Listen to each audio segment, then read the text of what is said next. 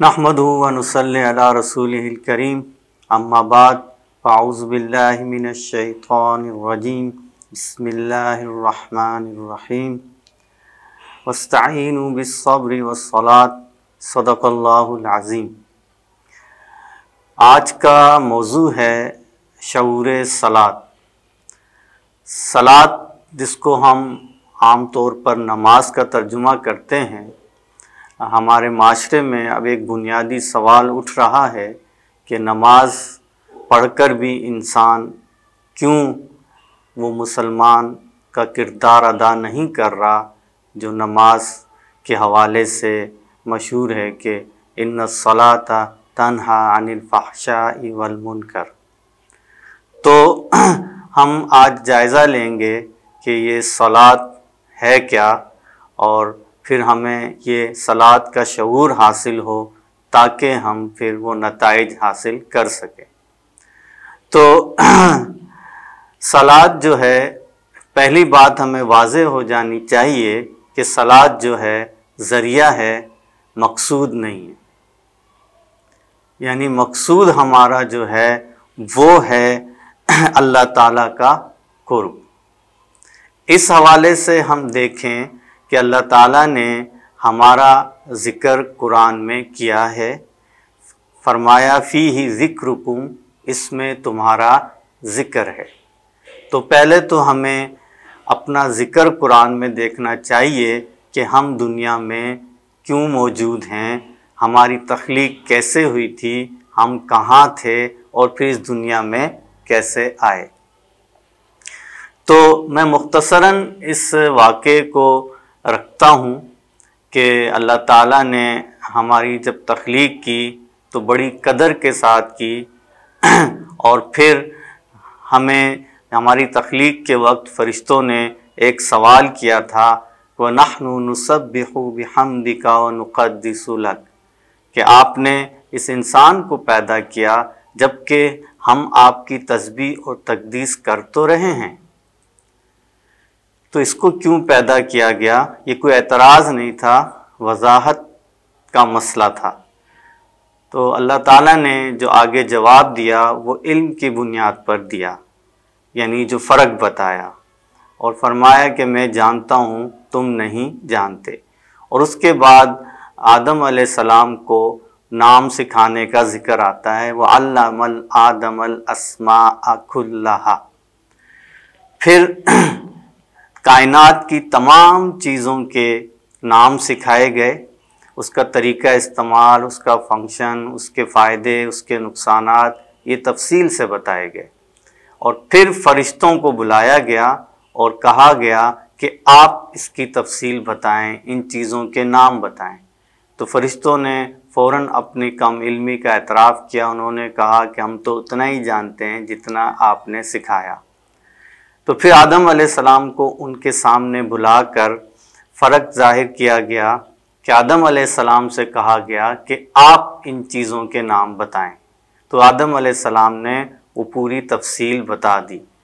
تو اس کی بنیاد پر واضح ہوا کہ انسان اور فرشتوں میں کیا فرق ہے، کہ فرشتے اللہ کی تسبیح جو ہیں بغیر اختیار کے کر رہے ہیں، اور جبکہ انسان کو جو اختیار دیا جائے گا، اور پھر اس انسان کو علم دیا گیا، پھر اس علم کی بنیاد پر اس نے اللہ تعالیٰ کی، یعنی دیے ہوئے علم کی بنیاد پر اللہ تعالیٰ کی تخلیقات کی قدر پہچاننی ہے، اور پھر اس کے بعد کہنا ہے سبحان اللہ۔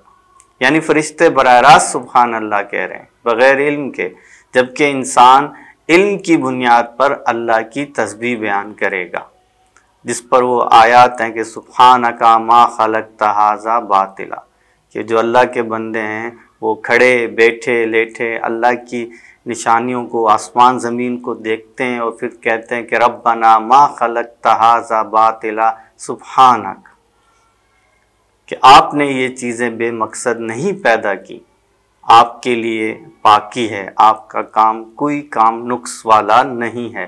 تو یہ ہے انسان اور فرشتوں کی تسبیح میں فرق۔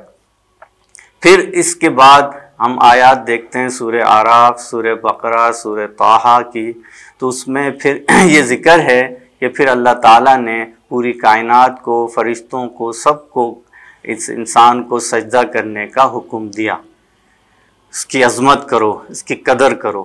تو تمام کائنات، فرشتے سب سجدے میں جھک گئے، سوائے ایک شیطان کے، جو کہ وہاں اس کا نام ابلیس تھا، اور وہ بھی ایک جن تھا۔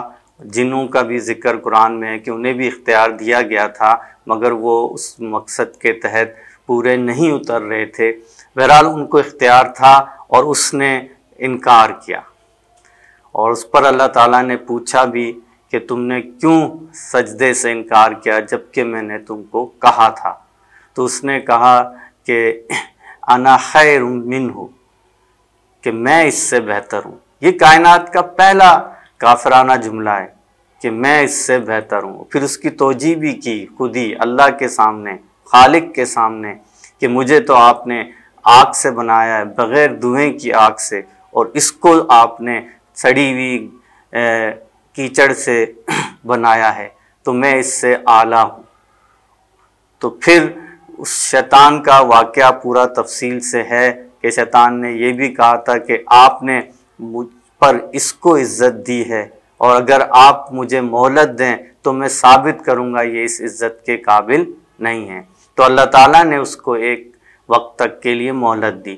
پھر آدم علیہ السلام کو کہا گیا کہ آپ اور حضرت حوا جو اس ٹائم تخلیق ہو گئی تھیں، کہ آپ لوگ دونوں جنت میں رہیں، مگر دو شرطیں ہیں جنت میں رہنے کی۔ ایک یہ کہ شیطان اب تمہارا دشمن ہے، اس کی دشمنی کو نہیں بھولنا، اور دوسرا یہ کہ اس جو درخت ہے یہاں سے سب کچھ کھلا کھاؤ، مگر ایک یہ خاص درخت ہے، اس کا پھل نہ کھانا، یعنی اللہ کے حکم کے آگے اپنی مرضی نہیں چلانا۔ یہ دو شرطیں تھیں، نہیں تو کہا گیا کہ یہ تم جنت سے نکل بھی سکتے ہو۔ تو آدم علیہ السلام کو پھر اس جگہ پر چھوڑا گیا، اور شیطان کو بھی چھوڑا گیا، کیونکہ چیلنج تھا، مہلت دی گئی تھی، اور ساتھ یہ بات بھی رکھ دی گئی تھی کہ اگر یہ شرط پہ پورے نہیں اترے تو یہاں سے اترنا پڑے گا، اس مقام سے نیچے جانا پڑے گا۔ تو آدم علیہ السلام اللہ کی انتہائی محبت میں محبت میں تھے، اور وہ بالکل بھی اس مقام سے ہٹنا نہیں چاہتے تھے۔ مختصراً یہ کہ پھر شیطان جو ہے اس نے اپنا کام شروع کیا اور آنا جانا شروع کیا، اور آخر آدم علیہ السلام بھول گئے شیطان کی دشمنی اور اس کی بات سن لی، اور اس نے قسمیں کھائیں، انی لکما من الناصحین، اور پھر اس نے کہا آپ اس درخت کا پھل کھا لیں، آپ ہمیشہ یہاں رہنے والے ہو جائیں گے۔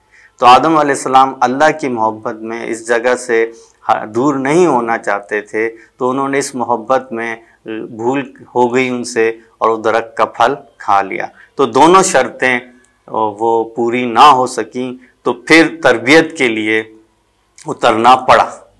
تو پھر انسان اور شیطان دونوں کا حبوط ہوا، زمین پہ اترنا پڑا، اور شیطان اس چیلنج کے ساتھ اترا ہے کہ وہ یہ ثابت کرے گا کہ میں یہ انسان کو اس مقام پہ لاؤں گا کہ جو اس کو عزت دی گئی ہے وہ اس عزت کے قابل نہیں ہے، میں اس کو ناشکرہ بنا دوں گا، اللہ سے دور کر دوں گا۔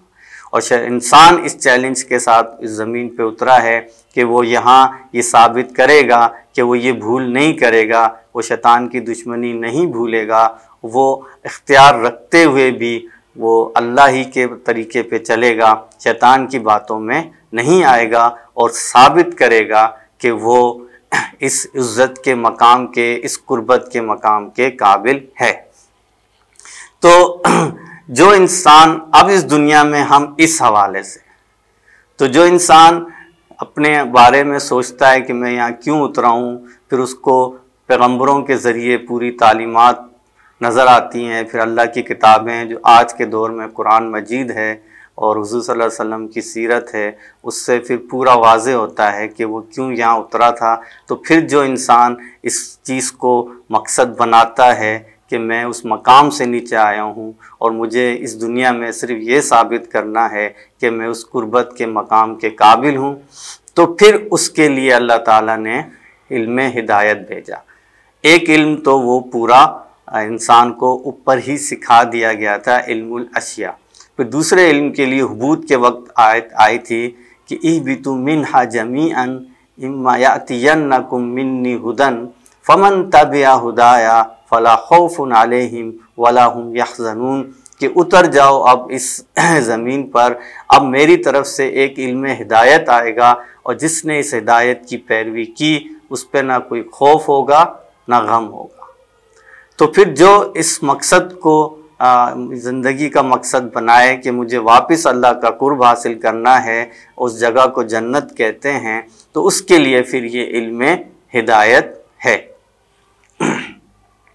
اس کے اندر اس علم ہدایت کے اندر یہ بات واضح ہو گئی کہ اس کا نتیجہ خوف اور غم سے نکلنا ہوگا۔ پھر ایک سوال آتا ہے کہ یہ خوف اور غم کون پیدا کرے گا، کیوں پیدا کرے گا؟